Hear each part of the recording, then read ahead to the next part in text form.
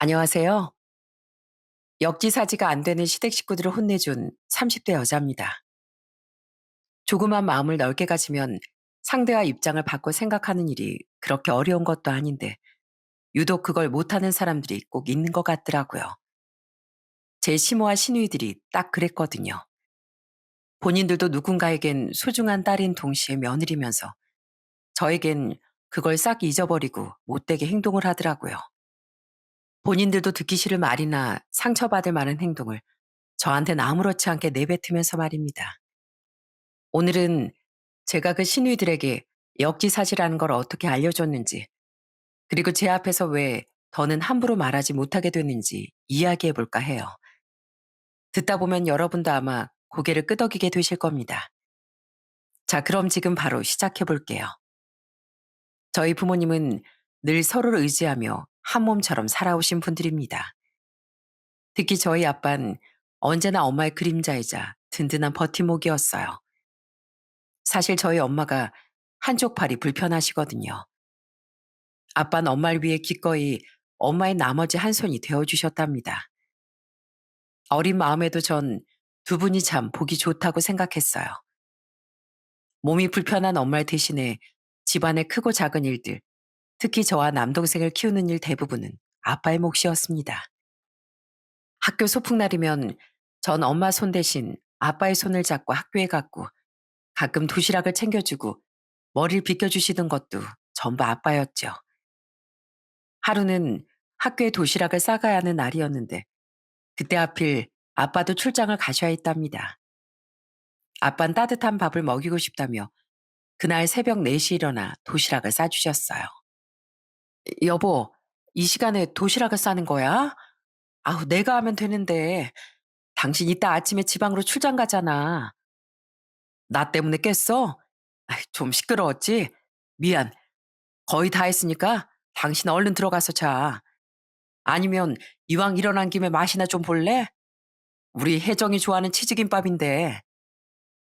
엄마 미안하셨는지 아빠에게 연신 본인이 하겠다고 나섰지만 아빤 그런 엄마 입에 김밥 몇 개를 넣어주시며 끝까지 도시락을 싸주셨습니다. 엄마 아빠 이런 애틋한 관계엔 크고 작은 이유가 있었어요. 저도 좀 자라서 처음 듣게 되는 얘기들이었는데요. 제가 아주 어릴 적 한겨울날 엄마가 퇴근하는 아빠를 마중 나가려고 어린 제 손을 잡고 서두르신 적이 있었답니다. 그때 엄만 빙판길에 크게 넘어지셨는데 한쪽 팔이 불편해서 땅을 제대로 짚질 못하셨고 쇄골에 금이 갈 정도로 크게 다치셨대요. 아빤 그때 일을 떠올릴 때마다 여전히 심장을 부여잡으셨습니다. 지금도 그때 생각하면 아주 가슴이 철렁 내려앉아. 너까지 데리고 가다 다쳤으니 네 엄마가 얼마나 놀랐겠어. 그때 날도 추운데 네 엄마를 마중 나러 갈 게 아니었는데 말이야. 내가 얼마나 미안했는지 몰라.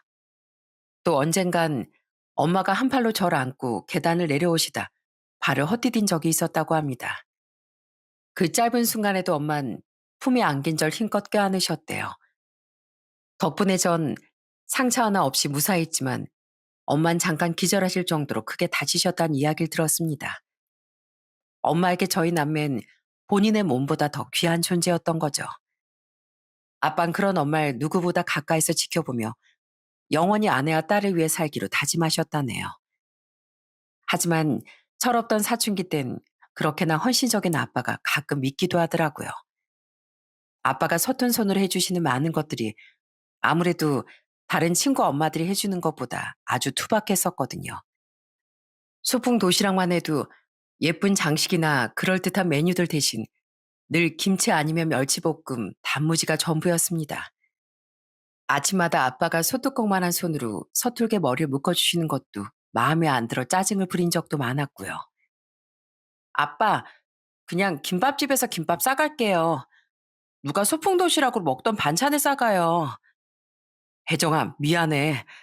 아빠가 아침에 밥할 시간이 없어서 그랬어. 그래도 밖에서 사 먹는 것보다 집밥이 낫지 않겠어? 아빤 제가 아무리 짜증을 부려도 묵묵히 도시락 가방을 챙겨주셨답니다. 아빠의 도시락은 예쁘진 않아도 늘 절 향한 아빠의 사랑으로 따뜻했어요. 아빤 늘 도시락 가방에 작은 쪽지 하나를 넣어주셨거든요. 사랑하는 딸, 오늘도 재밌게 놀고 점심 맛있게 먹어. 아빠가 계란말이 해주려고 했는데 실패했지 뭐냐. 다음에 꼭 예쁘게 말아줄게. 사랑해 딸. 삐뚤빼뚤한 글씨체로 적힌 그 쪽지를 읽으며 전 눈시울이 붉어졌습니다. 철없는 딸이지만 아빠의 큰 사랑이 고스란히 느껴졌거든요. 비록 저희 집이 아주 부자는 아니었지만 서로를 생각하는 마음만큼은 1등이었던 것 같습니다. 하지만 이렇게 화목한 와중에도 늘 의문인 게 하나 있었어요. 돌이켜보면 엄만 유독 외가댁에 관한 이야기를 해주지 않으셨습니다. 어릴 땐 철없이 왜 우린 외할머니와 외할아버지가 없냐고 묻기도 했지만 그때마다 엄마 표정이 너무 슬퍼 보여 계속 물을 수가 없더라고요. 그러다 제가 20살이다 무렵 엄마가 절 어딘가로 데려가셨습니다. 그때가 무더운 여름날이었는데 엄만 팔 때문에 여름엔 밖에 나가시는 걸 무척 꺼리셨거든요. 그런데 그날은 꼭 같이 갈 곳이 있다고 걸음을 서두르시더군요. 평소보다 옷도 단정히 입으시고 제가 아무리 말을 걸어도 대답도 잘 없으셨죠. 그렇게 엄마를 따라 도착한 곳은 어느 조용한 산수 앞이었답니다. 엄마, 여기가 어디예요? 여긴 왜 온 거예요? 혜정아, 인사드려라. 여기 네 외할아버지가 잠들어 계셔. 아마 널 보셨다면 무척 예뻐하셨을 텐데. 전 엄마의 대답에 너무 깜짝 놀랐습니다. 엄만 당황한 제게 그동안 가슴 깊이 묻어두었던 이야기를 꺼내셨어요. 알고 보니 엄만 아주 어릴 적 일찍 어머니를 여의고 홀아버지 밑에서 자라셨다고 합니다. 그러다 엄마가 성인이 될 무렵 할아버지가 크게 아프기 시작했고 집안 형편은 걷잡을 수 없이 기울었대요. 결국 엄만 할아버지의 약값을 벌기 위해 이교대로 돌아가는 공장에 취업을 하셨고요. 매일 잠이 부족하고 몸은 부서질 듯 힘들었지만 할아버지 약값이라도 보탤 수 있다는 생각에 그렇게 하루하루를 버티셨답니다. 그러던 어느 날 쏟아지는 잠을 이기지 못하고 잠깐 휘청인 순간 순식간에 큰 사고가 났고 엄만 그 사고로 소중한 한쪽 팔을 잃으신 거죠. 소식을 들은 할아버진 본인 때문에 하나뿐인 딸의 인생이 망가졌다는 죄책감에 시달리셨답니다. 비극적이게도 괴로움을 잊으려 술에 의지하던 할아버진 결국 딸보다 먼저 세상을 등지셨다네요. 엄마의 과거를 다 듣고 나니 그동안 아빠가 왜 그렇게 엄마의 한쪽 손이 되어주려 애썼는지 이해가 됐습니다. 아빤 엄마가 짊어진 과거의 무게를 조금이라도 덜어주고 싶으셨나 봐요. 엄만 그 모든 얘기를 다 털어놓으시곤 결국 눈물을 흘리셨답니다. 전 그런 엄마를 꼭 안아드렸어요. 엄마, 왜 진작에 말씀해주지 않으셨어요? 그동안 제가 아무것도 모르고 철없이 굴어서 죄송했어요. 제가 드리고 싶은 말은 할아버지 분명 하늘에서 엄마 저희들을 지켜보면서 잘 계실 거예요. 그러니까 너무 슬퍼하지 마세요. 그날 일을 계기로 전 부모님을 조금 더 이해할 수 있게 됐습니다. 그리고 엄마 아빠를 더 존경하게 됐고요. 그렇게 시간이 조금 더 흘러 전 대학을 졸업하고 직장인이 됐습니다. 어릴 적 유난히 운동을 좋아하고 씩씩했던 남동생은 체육 선생님이 되었고요. 회사 생활은 힘들고 지루한 순간이 많더군요. 하지만 그렇게 힘들었던 회사에서 운명처럼 같은 직장에 다니던 남편을 만나게 된 거 있죠. 남편은 밑으로 여동생이 둘이나 있는 장남이어서 그런지 다정함이 몸에 밴 사람이었습니다. 매사 무척 성실하고 책임감이 넘쳐 어떤 일이든 대충 하는 법이 없었죠. 그 사람과 연애하는 3년 내내 전 손 하나 까딱하지 않아도 될 만큼 정말 많은 사랑과 배려를 받았답니다.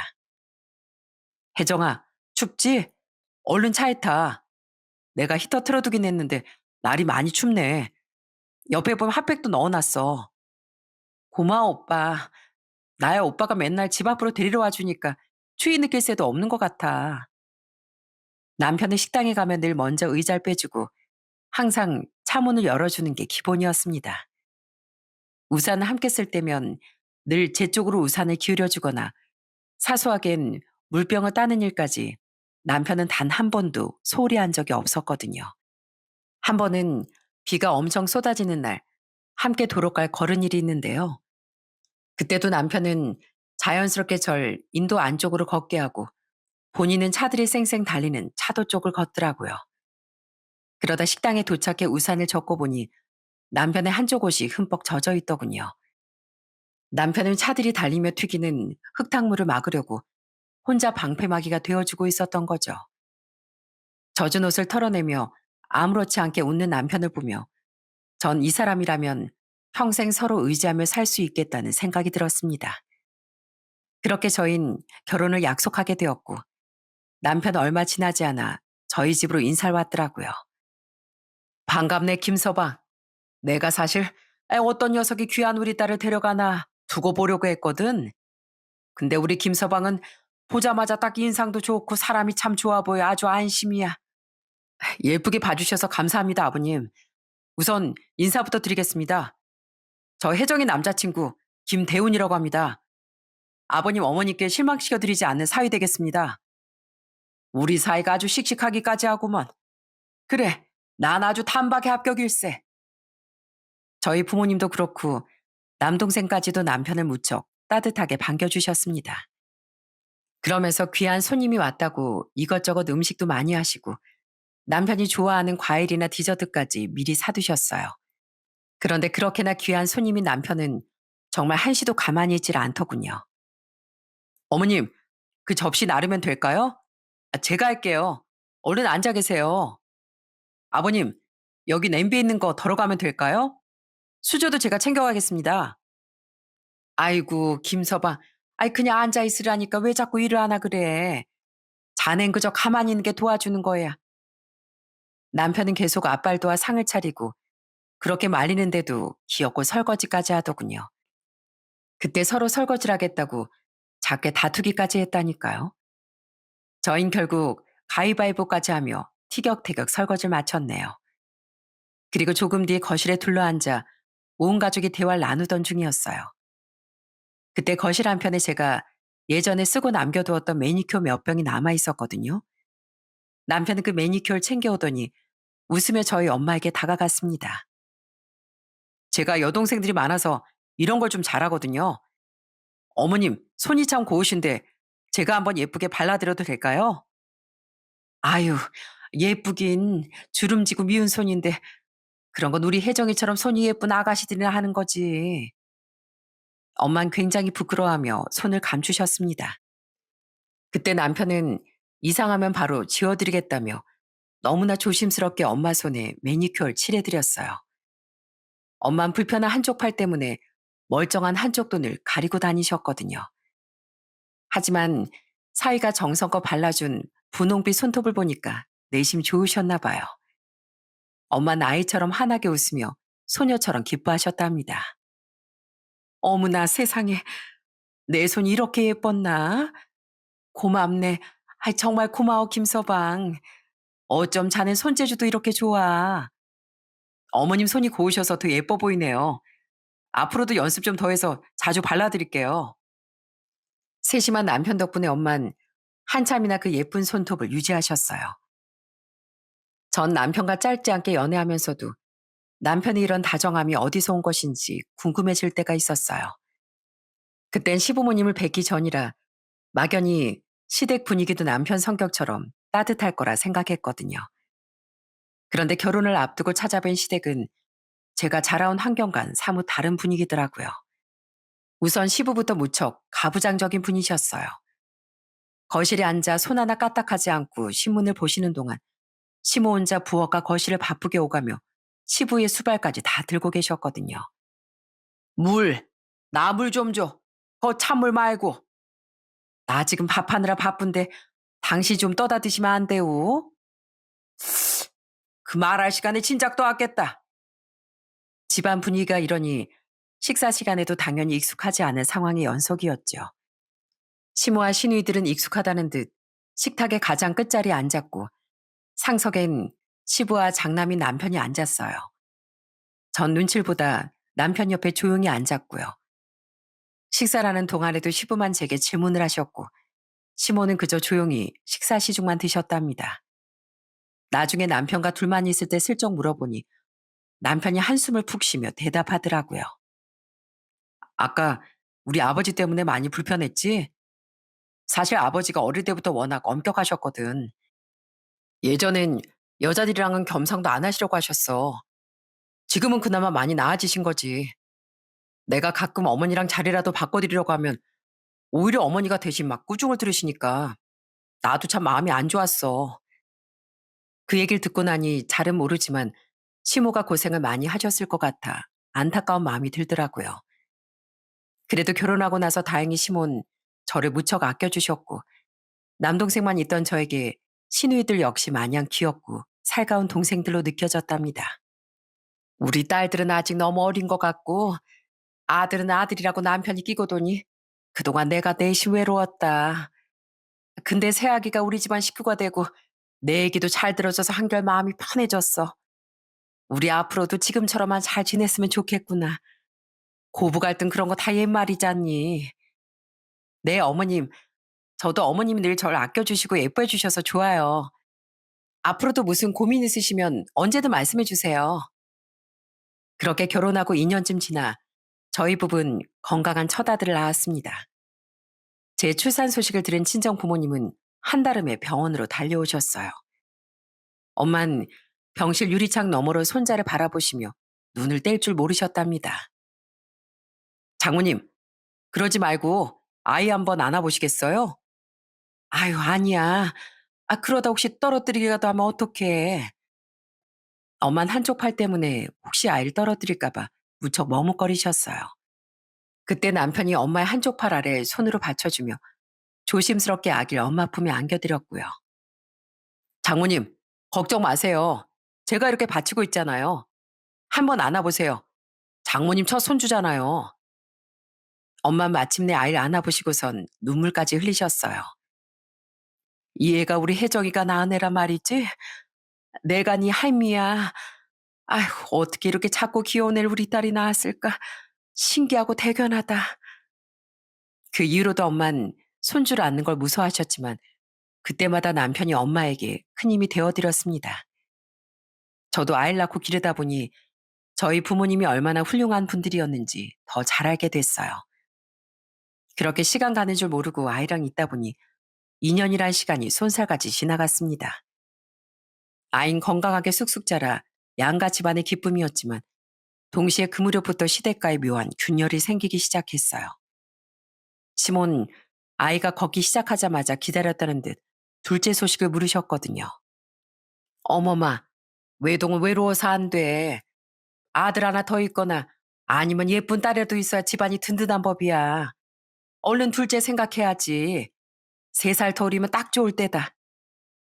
물론 시모가 걱정되는 마음에 하시는 소리였겠지만 시모는 정말 사사건건 간섭을 멈추지 않으셨습니다. 아이가 조그만 재채기라도 옷이 너무 얇다고 타박하셨고 한여름에도 양말을 꼭 신겨야 한다며 호통을 치셨어요. 우유를 먹이는 시간이나 기저귀를 가는 방식까지도 시모의 방식이 아니면 다 틀린 것처럼 화를 내셨고요. 아니 밖에 날씨가 어떤데 애 목에 스카프 하나 안 둘러주고 그냥 나왔어. 아, 이러다 감기 걸리면 어쩌려고. 그리고 생수 먹이지 말고 꼭 보리차 끓여서 먹이라니까. 너희 편하자고 애를 막 키우면 안 되지. 엄마, 저희가 언제 애를 막 키웠다 그러세요. 이 사람도 저도 첫아이라 얼마나 신경을 많이 쓰는데요. 남편이 저 대신 항변이라도 하려고 치면 옆에 있던 시누이들도 한술 더 뜨더라고요. 오빠, 엄마 말 들어. 엄마가 일 셋이나 키웠는데 당연히 더 잘 알겠지. 그리고 새언니, 자꾸 우리 오빠 시켜서 새언니 편들게 하는 것 같은데 그게 집안 분위기 흐리는 거 알죠? 그냥 혹시나 싶어서 하는 말이니까 또 오빠 시켜서 나 혼나게 하지 말고요. 시누이들이 그렇게 한마디씩 툭툭 던질 때마다 아주 속이 뒤집히는 것 같더라고요. 그러던 중 둘째 시누이가 결혼하겠다고 신랑감을 데리고 왔더군요. 둘째 시매부가 될 사람은 공무원으로 일하고 있는 정직하고 성실한 사람이었어요. 시누이가 좋은 사람을 만나 결혼하겠다니 당연히 축하할 일이었지만 문제는 시누이가 큰오빠란 이유로 남편에게 무리한 돈을 요구한다는 겁니다. 오빠, 나 결혼하는데 그냥 넘어갈 건 아니지? 그래도 큰오빠인데 그래서 말인데 결혼 선물로 나 1,000만 원만 보태주라. 나 그동안 아빠한테 딸이라고 차별당하고 평생을 서럽게 자랐는데 오빠가 이 정도는 보상해줘야 하는 거 아니야? 둘째 시누인 마치 빚쟁이에게 남은 빚이라도 받듯이 뻔뻔하게 그 큰 돈을 요구하더군요. 남편은 무척 당황한 기색이었어요. 사실 그동안 시누이들은 시부에게 차별받던 걸 무기 삼아 남편에게 요구하는 게 무척 많았다고 합니다. 아빠가 오빠만 가야 하나 더 시켜줬으니까 오빠가 이렇게 좋은 대학 간 거잖아. 우리 대학이 이 모양인 건 다 오빠 탓이야. 그러니까 오빠가 책임지고 용돈 좀 줘. 시누이들은 대학 시절에도 술값이 모자란다며 시도 때도 없이 남편에게 전화를 걸어 돈을 보내달라고 했고 생일 때마다 최신형 노트북이나 태블릿, 옷을 사달라며 조르기 일쑤였다네요. 하지만 시부가 엄격하신 만큼 시모가 뒤에서 시누이들이 원하는 건 다 챙겨주고 계셨답니다. 그래도 마음 약한 남편은 동생들에게 매번 용돈을 보내주었대요. 그러니 둘째 시누이가 결혼을 이유로 큰돈을 요구하는 것도 자연스러웠을 겁니다. 전 망설이는 남편을 대신해 시누이에게 딱 잘라 말했어요.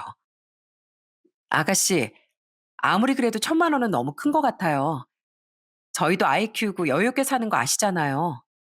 참, 굴러온 돌이 박힌 돌 빼낸다더니 새언니가 무슨 상관이에요. 우리 오빠 돈인데 왜 언니가 이래라 저래라 하는 건데요?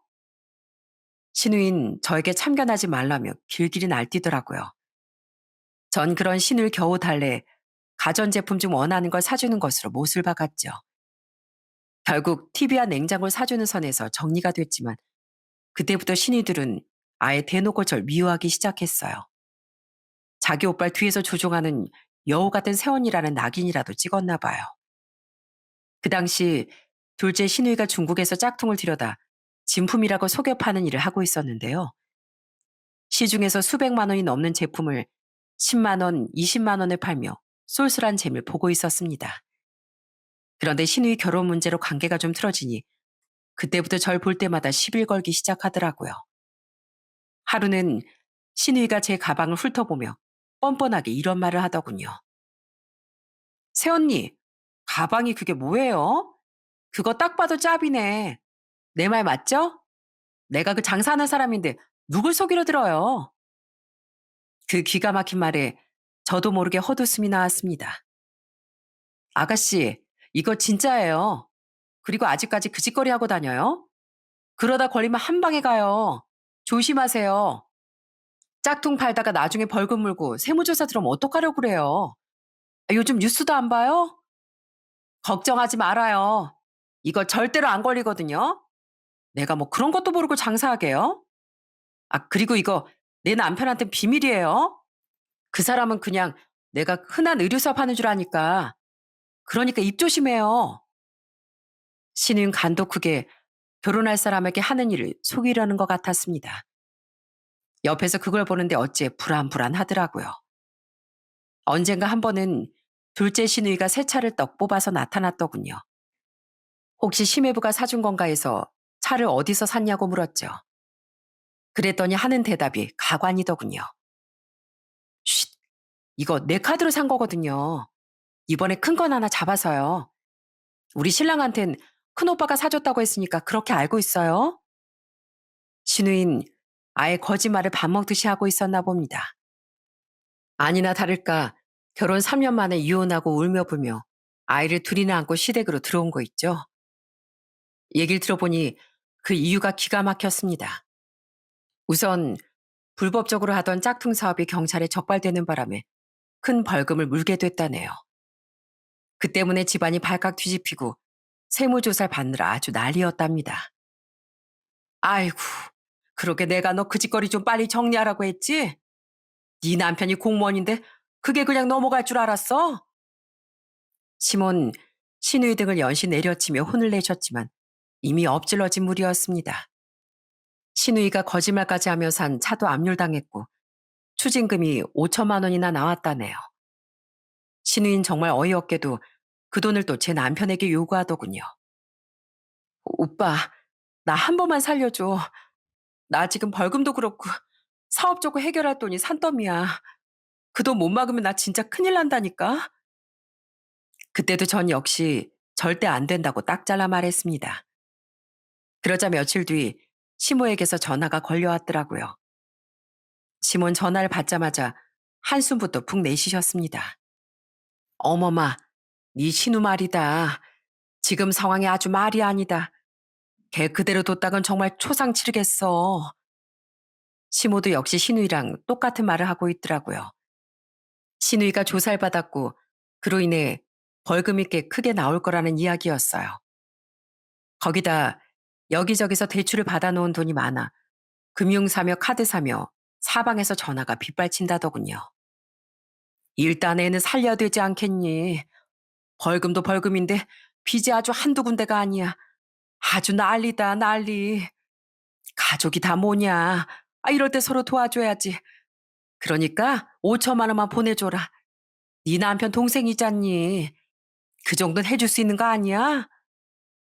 전 순간 제 귀를 의심했습니다. 시모는 너무 당연하게 말씀하셨거든요. 어머님, 5천만 원이 적은 돈도 아니잖아요.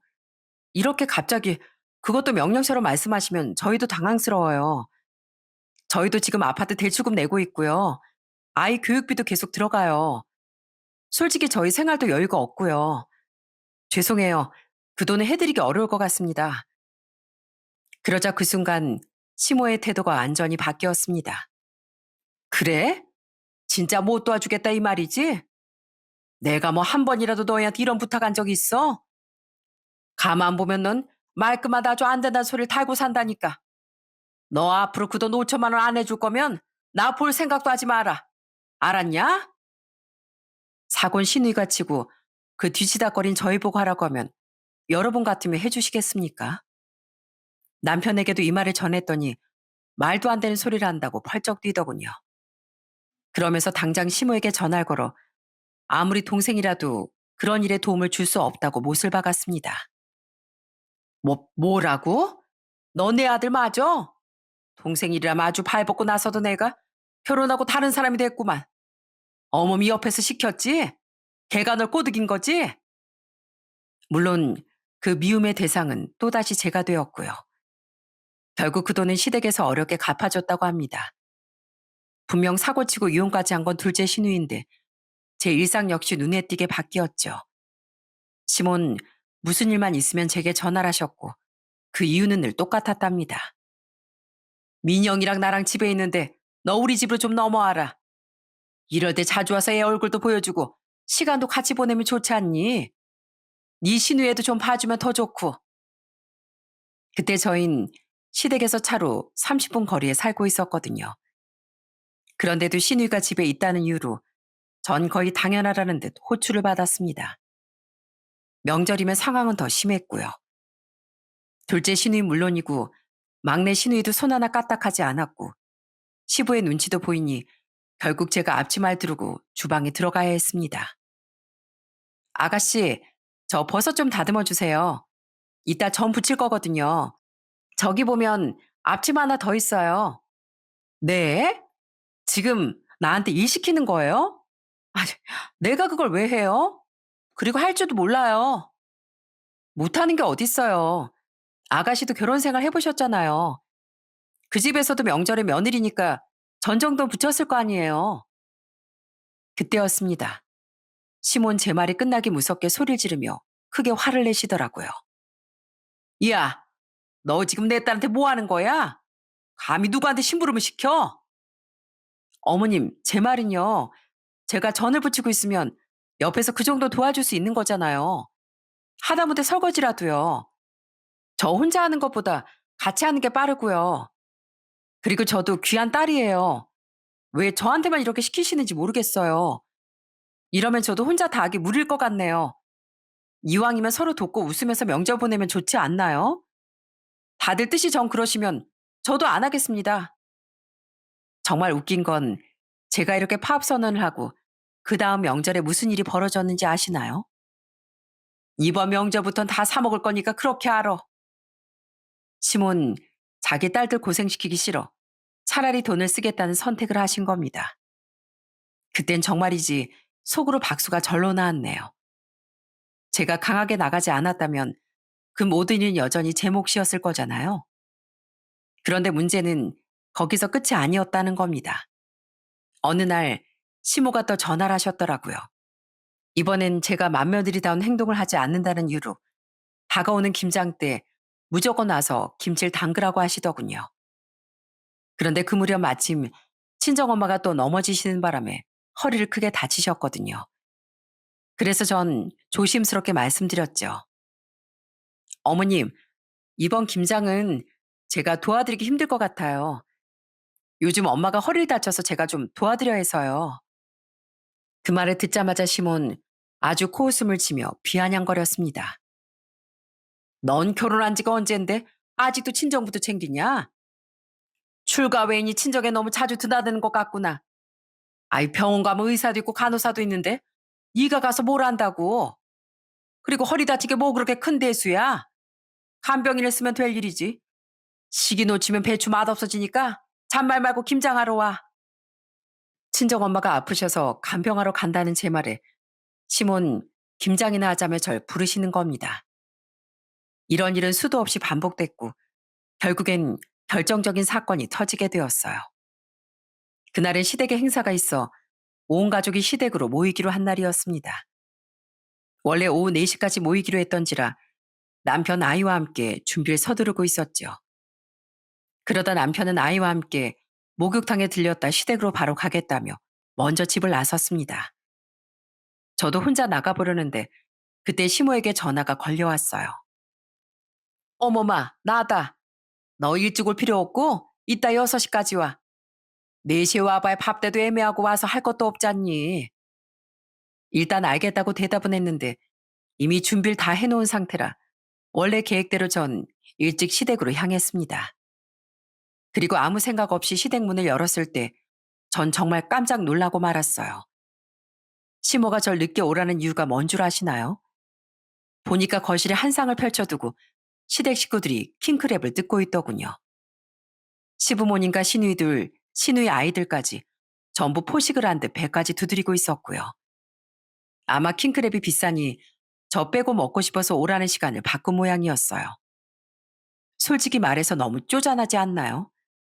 며느리 한 입 먹는다고 킹크랩이 없어지는 것도 아니잖아요. 제가 또 먹으면 얼마나 먹겠습니까? 정말 한두 입이면 끝이었을 텐데요. 어머머, 너 왜 지금 왔니?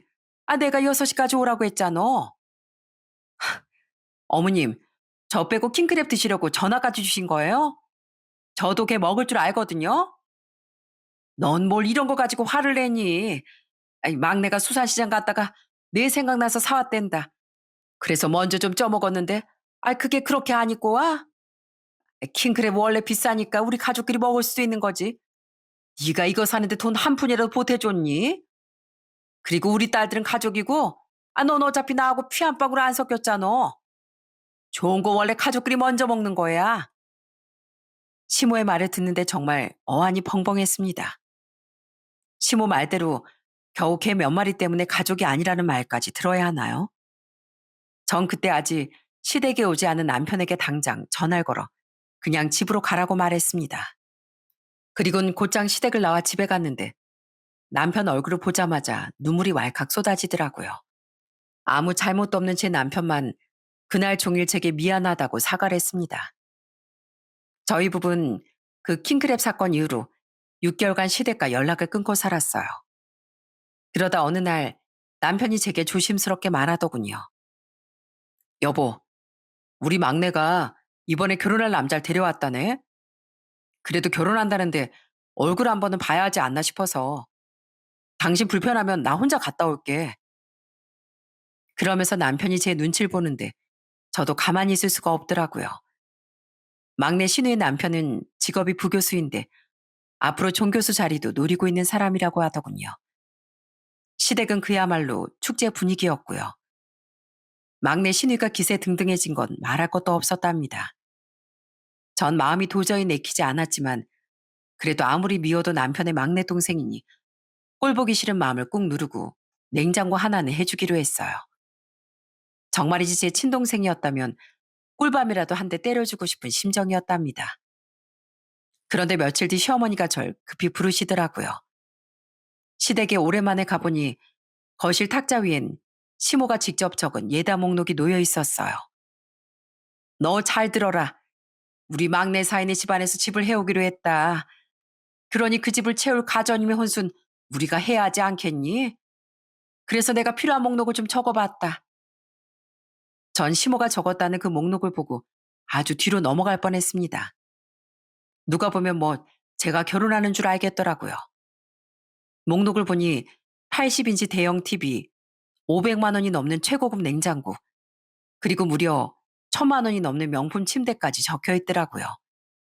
그뿐만이 아니라 며느린 제가 왜 준비해야 하는지 도무지 이해할 수 없는 거액의 예단비까지 꼼꼼히 적혀 있더군요.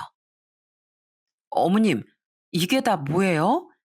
저 결혼 때도 이렇게 못했어요. 제가 이걸 다 왜, 심지어 예단까지 준비해야 하나요? 전 하도 기가 막혀 남편에게 그 목록을 찍어 보내줬습니다. 평소 온순하던 남편도 이번만큼은 어이가 없었는지 곧장 시물게 전화를 걸어 항의를 하더라고요. 엄마, 이거 너무 하시는 거 아니에요? 저희가 무슨 돈이 있다고 3천만 원 가까이 되는 혼수를 해와요. 이거 말이 안 되죠. 넌 유일한 오빠라는 놈이 네 동생 귀한 줄도 모르냐? 어떻게 네 마누라한테 연락 받자마자 엄마한테 전화해서 이 난리야. 그 집에서 집을 해오는데 우리도 구색을 맞춰야 할 거 아니냐? 구색도 정도껏이죠. 그럼 우리 결혼할 때 애들이 뭐 하나 해줬어요?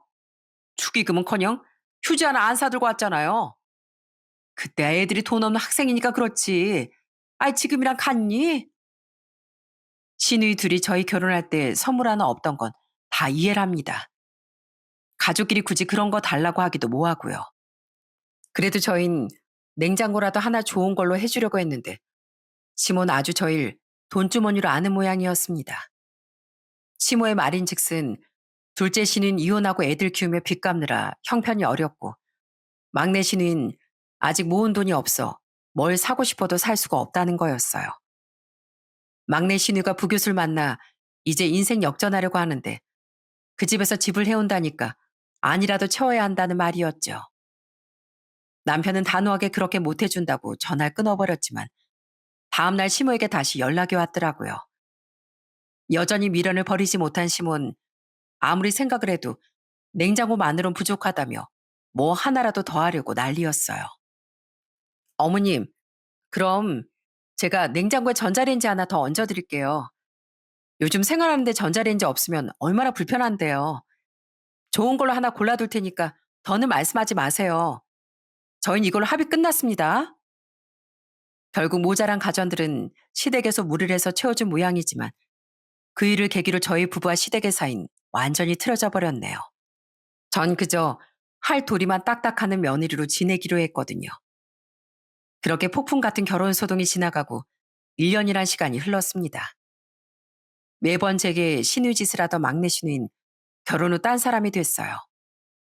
아무래도 잘 나가는 남편이니 시댁 눈치가 보였는지 자기 시댁 식구들만 지극정성으로 챙기고 명절에 얼굴 한번 비추지 않더라고요.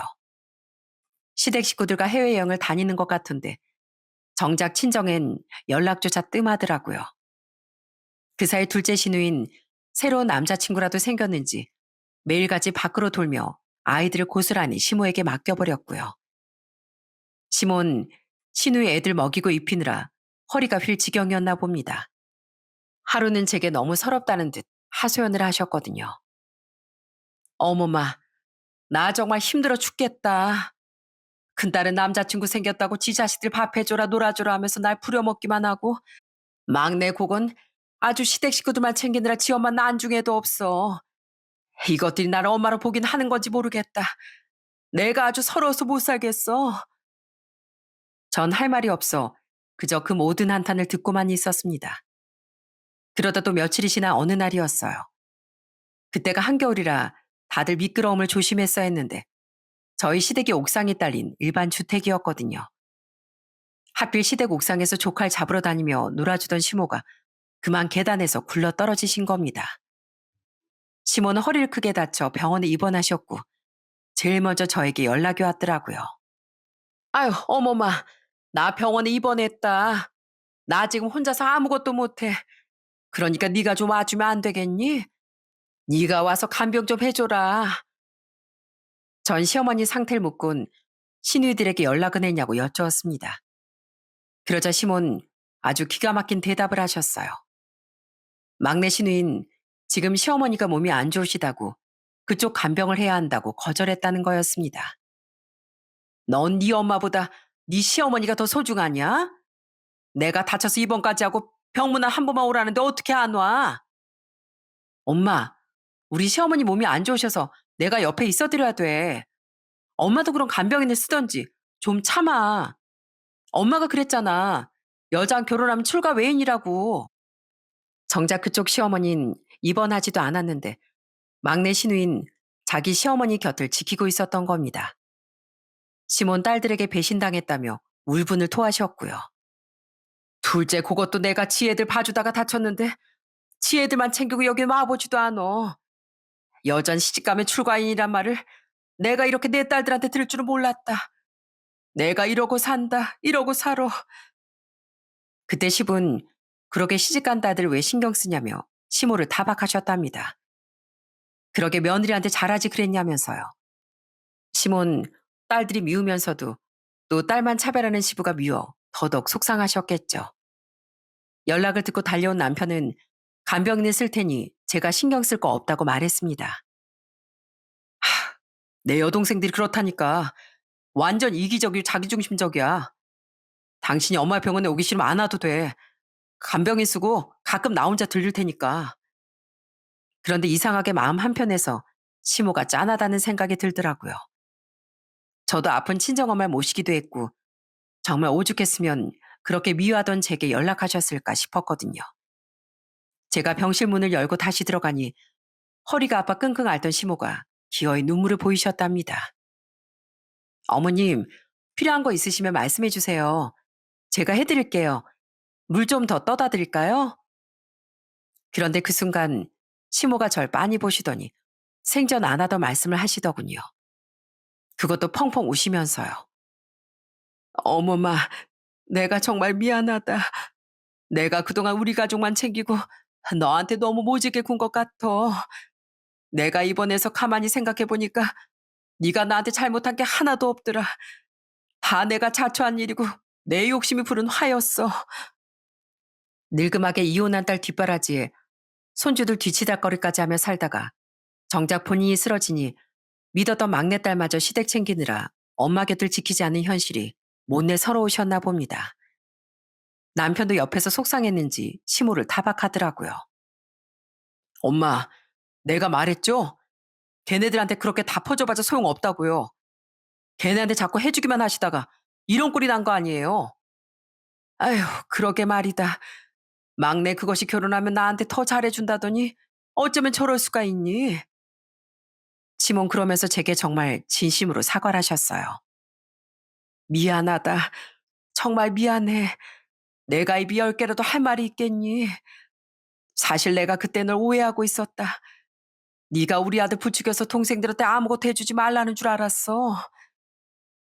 시몬 지난 1년간 많은 일을 겪은 모양이었습니다. 그동안 알게 모르게 시부의 욕도 많이 먹으셨대요. 자식들 관리를 잘 못한다면서요. 전 결국 시모의 손을 꼭 잡아드렸답니다. 그제야 시모를 용서하기로 한 거죠. 어머님, 그러니까 이제 엄마 노릇 그만하셔도 돼요. 어머님 딸들도 다 시집 갔잖아요. 둘째 신혜한테도 앞으로 자기 자식은 본인이 보라고 하세요. 어머님이 지금까지 키워준 은혜도 모르는데 왜 힘들게 손주들까지 봐주세요? 이 상황에서도 남자친구 만나러 갈 거면 자기 애들 데리고 나가라고 하세요. 그리고 막내 신우요? 결혼할 때 어머님이 그렇게 다 해주셨는데 싹수가 노란 거 이제 아셨잖아요. 맞다. 네 말이 맞아. 네가 그렇게 말해주니까 아주 내 속이 다 시원하다. 앞으로는 저만 따라서 하세요. 신우이가 뭐라고 하면 네 자식 네가 봐. 이렇게 딱 잘라 말씀하시라고요. 그리고 막내 신우이가 이제라도 신정에 찾아오면 너 출가 외인이라며? 집에 올 생각도 하지 마. 이렇게 하셔야 돼요. 한번 해보세요. 시모는 절 따라서 시원하게 소리도 지르고 오랜만에 웃어 보이셨답니다. 그때 옆에 있던 남편도 기분이 좀 나아졌는지 장난까지 치더라고요. 엄마, 봤죠? 나 진짜 결혼 잘했죠? 엄만 이런 똑똑한 며느리 얻은 걸 천만다행으로 알아야 돼요. 어디서 이런 100점짜리 며느리가 오겠어요? 맞아. 아주 우리 며느리가 100점, 아니 1000점이다. 그날 이후 전 틈틈이 병원에 들러 치모의 말동무가 되어드렸어요. 어머마, 넌 예전에 내가 널 그렇게 못살게 굴었는데 왜 이렇게 날 챙겨주니? 내가 밉지도 않어? 아유, 당연히 미웠죠. 요즘 세상에 단돈 10,000원 벌기가 얼마나 힘든 줄 아세요? 아가씨들이 열심히 살려고 애쓰고 돈의 가치를 알았다면 저희가 당연히 도왔을 거예요. 근데 지금 보세요. 맨날 받으려고만 하고 요구만 하는데 누가 계속 들어주겠어요? 아유, 그러게나 말이다. 내가 딸들을 너무 잘못 키웠어. 그렇게 며칠 뒤 태어나신 시몬, 제 조언대로 결단을 내리셨습니다. 일단 둘째 신우에게 원룸을 하나 얻어주곤 아이들과 함께 집에서 내쫓아 버리셨대요. 야, 네 새끼들은 앞으로 네가 키워. 네 엄마는 이제 힘들어서 도저히 못 키우겠다. 엄마라고 무조건 자식들 뒷바라지를 해줘야 하는 줄 알아? 엄마, 갑자기 왜 그래? 나보고 어떡하라고. 내가 혼자 애들을 어떻게 키워? 나라고 뭐 처음부터 잘했겠니? 유튜브든 책이든 보고 알아서 배워서 네 자식들 앞으로 네가 먹이고 입혀. 월세는 딱 이번 달만 내줄 테니까 다음 달부터 네가 벌어서 내라. 둘째 신우인 계속 돈이 없다고 난리였지만 시모는 정말 단호했습니다. 그렇게 둘째 신우이가 쫓겨나고 얼마 지나지 않아 막내 신우이가 쪼르르 친정으로 달려왔더라고요. 엄마, 우리 시어머니 완전 악덕 시어머니였어. 세상에 나더러 뭘 하는 줄 알아? 됐다. 나 그거 하나도 안 궁금해. 너 출가 외인이라며? 너네 시댁 가서 지지고 볶든 말든 알아서 해. 내 집에서 당장 나가. 엄마, 왜 그래? 나 귀한 막내딸이잖아. 귀한 딸 같은 소리하고 자빠졌네. 나한테 유일한 딸은 우리 며느리밖에 없으니까 네 시어머니한테 가서 투정 부려. 이 엄마 아프다 대 코빼기도 안 비치더니만 이제 와서 딸 대접을 받고 싶어? 시몬 그 길로 두 딸을 다 쫓아버렸습니다. 그리고 제게 자랑스럽게 말씀하시더라고요. 드디어 알턴이를 뽑은 것 같다. 그 고향 것들 드디어 다 쫓아버렸어. 나 잘했지, 애미야? 네, 어머님. 정말 잘하셨어요. 이젠 어머님의 소중한 줄 알고 함부로 못할 거예요. 고맙다, 고마워. 내가 너무 지금까지 바보처럼 살았나 보다. 그 사건 이후 시댁의 분위기는 180도 달라졌답니다. 이젠 시모도 깨닫고 계신 것 같아요. 자기 자식들만 감싸고 돌면 결국 당신의 인생이 더 힘들어진다는 사실 말입니다. 그래서 요즘은 시누이들에게도 부모의 무게와 책임을 알게 하려고 예전보다 훨씬 엄하게 가르치고 계세요. 엄마, 얼마 전부터 애가 자꾸 밤마다 열이 나서 힘들어하는데 어떡하지? 어떡하기 뭘 어떡해. 너네가 둘이나 딸린 엄마가 병원부터 가야지 나한테 전화할 거면 어떡하니? 너 애들 아플 때마다 나한테 쪼르르 달려올 거야? 저 역시 제자리에서 최선을 다해 살고 있습니다. 열심히 직장을 다니며 아이를 키우고 있고 저희 남편도 사위로서 제 친정 부모님께 정말 잘하고 있어요. 주위에서 소문난 효자 사이라고 할 만큼 늘 먼저 살피고 챙기는 사람임에 변함이 없습니다. 남편이 제 부모님께 진심으로 잘하는 모습을 보며 저 역시 그 마음에 보답하고 싶어 이제라도 시댁에 더 정성을 다하려고 노력하고 있고요. 제가 이렇게 긴 사연을 보내게 된 이유도 요즘 고부 갈등이나 가족 간의 불화로 힘들어하는 분들이 너무 많아 보여서였습니다. 요즘 시대가 살기 팍팍해지고 정이 메말라가는 핵가족 시대라고는 하지만 서로가 조금만 더 양보하고 상대의 말에 귀를 기울인다면 상황은 조금 달라질 수 있지 않을까 싶네요. 베풀고 이해하려는 마음만 있다면 지금보다 훨씬 더 좋은 관계로 나아갈 수 있지 않을까요? 이 사연을 들으신 모든 구독자분들도 앞으로 서로를 아끼며 각자의 자리에서 행복을 지켜가시길 진심으로 응원합니다. 제 긴 이야기는 여기까지예요. 모두 행복하세요.